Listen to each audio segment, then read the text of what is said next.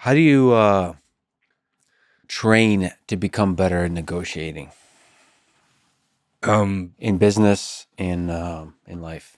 Yeah, just small stakes practice for high stakes results. I mean, decide what kind of negotiating resonates with you. I mean, What's that mean? Small stakes practice for high stakes, or small stakes? So small, little, incremental, like picking up girls at a bar. Or what are we talking about? well, it can be for some people. That's high stakes practice.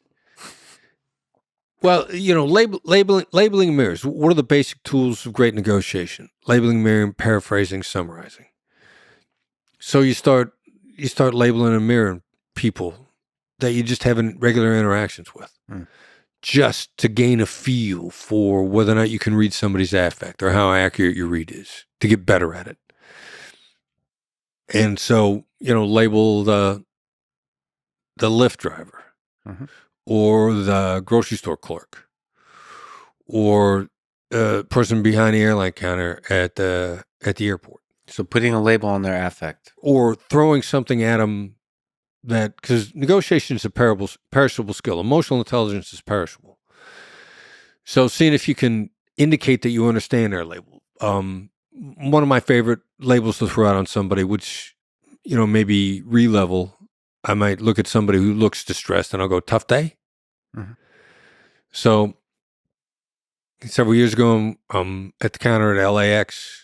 Well, I'm waiting in line to get to the counter, and a lady behind the counter is clearly making it a point to not meet my eyes so that I don't approach.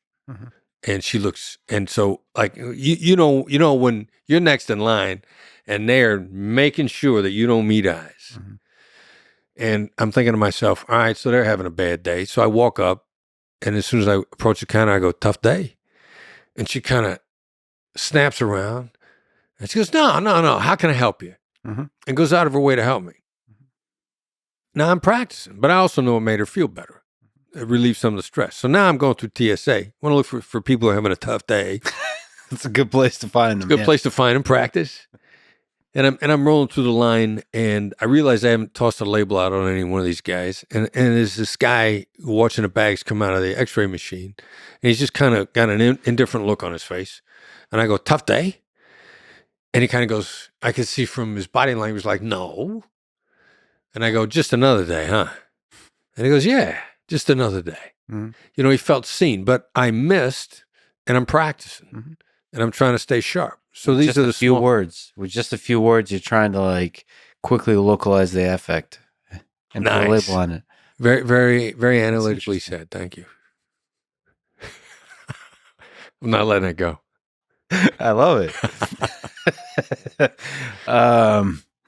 Does the same apply to just conversation in general?